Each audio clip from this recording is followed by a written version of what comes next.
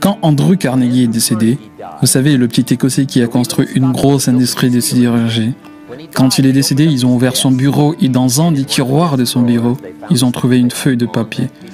Sur ce papier, M. Carnegie a écrit tous les objectifs de sa vie.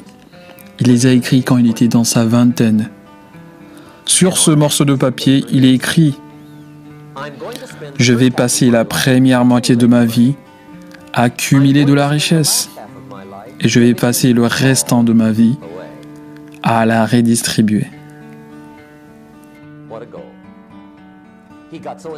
Il était si inspiré par cet objectif qu'il accumula pendant la première moitié de sa vie 450 millions de dollars. Et l'autre partie de sa vie, il donna presque tout. Très bonne question pour vous ce soir. Qu'est-ce qui déclenche en vous la passion? Qu'est-ce qui vous fait rentrer tard, sortir du lit tôt et continuer toute la journée? Question suivante. Qu'est-ce qui éteint votre passion? Moi, quand j'ai trouvé la réponse à ces deux questions, ma vie a complètement changé. J'ai finalement trouvé ce qui éteignait ma flamme et je l'ai guéri. Je me suis construit une longue liste de choses qui me passionnaient. Quand la lumière s'alluma pour moi à l'âge de 25 ans, elle ne s'est jamais éteinte. Je suis tombé du ciel à plusieurs reprises, mais je n'ai jamais perdu cette passion de faire quelque chose d'unique dans ma vie. Les raisons ont alterné toute ma vie. Maintenant, il y a une autre liste de raisons, appelée triste réalité ou réalité difficile à saisir. Des petites raisons très dures parfois, ces petites raisons sont les raisons qui peuvent changer notre vie. Parfois, il n'a pas besoin de beaucoup. Maintenant, je porte en moi plusieurs centaines de dollars dans mon clip habillé. C'est seulement quelques centaines de dollars, mais c'est une des raisons qui ont changé ma vie.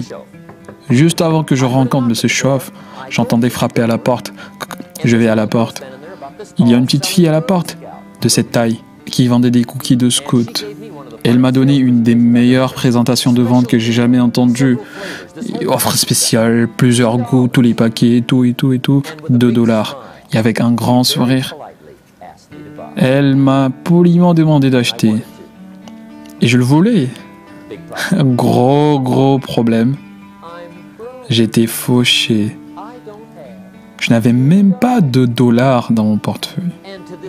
Et jusqu'à ce jour, je peux me rappeler la douleur et l'embarras que j'ai ressenti. J'étais un père, je suis marié, j'étais à l'université, je travaille, j'ai 25 ans et je n'avais pas de dollars dans mon portefeuille. Je ne voulais pas lui dire tout ça pour certaines raisons, vous savez. Alors, j'ai fait ce qui m'a semblé vraiment le mieux. Je lui ai menti. J'ai dit, hey, regarde, j'ai déjà acheté plein de cookies de filles de scout.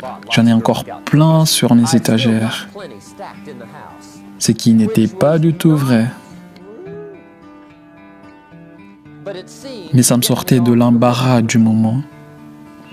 Elle répondit, oh mon Dieu, c'est merveilleux, merci beaucoup. Et elle partait. Quand elle était partie, j'ai fermé la porte. Ce jour, je me suis dit, je veux plus jamais vivre comme cela.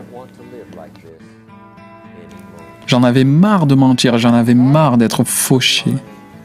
Je ne laisserai plus jamais ce genre de choses m'arriver. Et je me suis promis ce jour que je travaillerais dur et que j'en aurais plein de dollars sur moi. Ça m'a pris un peu de temps, mais maintenant j'ai ce qu'il faut. Et je crois que j'en ai toujours plein sur moi pour 2 raisons. Une, la façon dont ça m'a fait sentir, mais aussi au cas où je tombe sur une autre petite fille de scout qui vend des cookies, je suis prêt. J'étais sorti une fois de la Banque de l'Amérique à Sarasota, en Californie, là où je vivais avant. 2 petites filles vendaient des bonbons juste devant la banque. Bel endroit. Une organisation de filles pour laquelle elles travaillaient. Je sortais de la banque et la première petite fille me disait « Monsieur, voulez-vous acheter des bonbons ?» Je dis « Probablement. Quel genre c'est ?»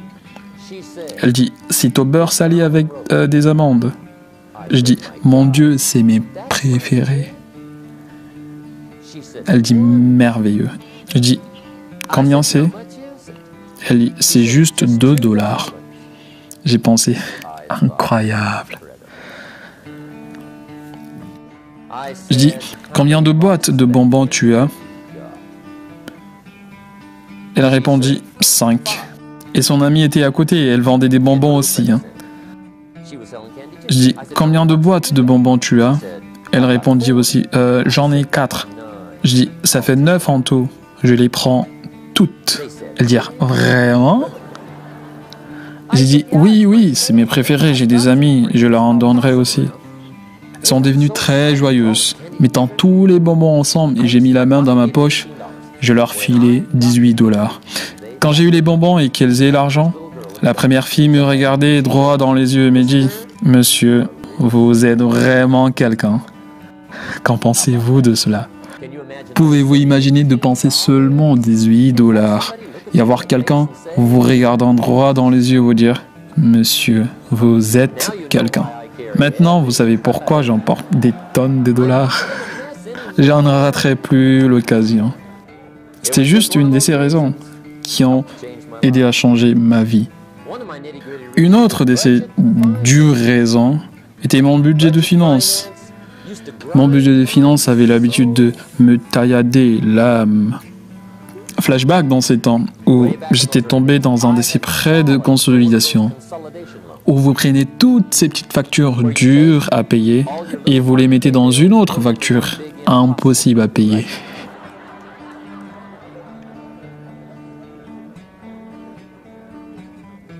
J'avais un arriéré de 4 à 5 paiements et la personne responsable de ces prêts à conciliation avait l'habitude de m'appeler jour et nuit. Je ne crois pas qu'il puisse le faire aujourd'hui, mais il me harcela, me menaça de me mettre en face du juge, de ruiner mon crédit, de me mettre dans l'embarras devant ma famille. Un jour, il dit, nous allons venir prendre votre voiture devant tous vos voisins. Le gars m'a même traité de personne inconsistante. Et à cette période, j'étais fauché, j'étais pitoyable, je ne peux rien y faire. Mais je n'ai jamais oublié comment il m'a traité. Quand j'ai rencontré M. Schaff et que j'ai remis ma vie sur les bons pieds, que l'argent a commencé à rentrer, je voulais en finir avec ce budget de finances. Je t'aidais ce jour et nuit. J'ai réussi à réunir tout l'argent que je devais, ce qui était considérable. Je choisis une date pour le paiement et quand le jour de paiement arriva, j'ai mis l'argent en très petites coupures dans une grosse mallette. Je marchais droit dans le bureau du budget de finances, sur le boulevard Wilshire à Los Angeles. Le gars qui avait l'habitude de me harceler, son bureau était un peu plus loin. Je marchais droit vers son bureau. Il m'a demandé ce que je faisais là. C'est la première fois que j'étais là depuis que j'ai emprunté de l'argent. Sans dire un mot, j'ai ouvert la mallette, vidé tout l'argent sur son bureau. Et j'ai dit, comptez-le, tout est là. Et j'ai dit, et je ne reviendrai plus jamais. J'ai tourné sur mes talons et j'étais sorti de là comme un orage. Maintenant, ce n'est peut-être pas très noble, mais si vous n'avez jamais essayé, vous devez le faire au moins une fois. C'est peut-être le jour qui a changé ma vie. Tout ce dont vous avez besoin est une raison pour allumer votre passion. Un de mes chers amis, Robert Bobby, était un enseignant à l'INSEE, la capitale d'Olive, la capitale de l'enseignement. Bobby enseignant à l'école quelques années est devenu un peu plus anxieux avec l'enseignement. Un jour, il décida qu'il voulait faire de la vente. Alors, sans dire à personne, il quitta son job d'enseignant et sauta sur le métier de vendeur. Quand il a fait tout cela, son frère s'est moqué de lui, lui ria au nez, le mit par terre psychologiquement. Il dit « Robert a perdu la raison. Il avait un bon job d'enseignant à l'école. Maintenant, il pense qu'il est vendeur. Il va aller droit dans la catastrophe et tout perdre. » En répondant avec fierté, Bobby dit « La façon dont mon frère s'est comporté quand je suis rentré dans la vente m'a rendu fou.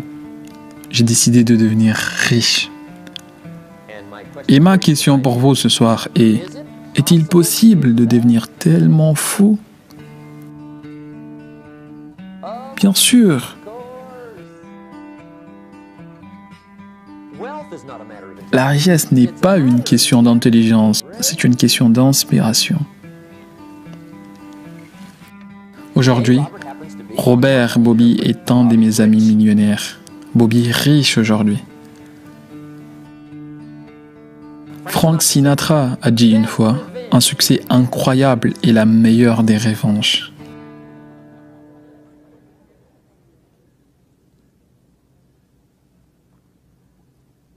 Trouvez une longue liste de raisons. Comme ça, après ce soir, vous ne manquerez plus jamais d'inspiration.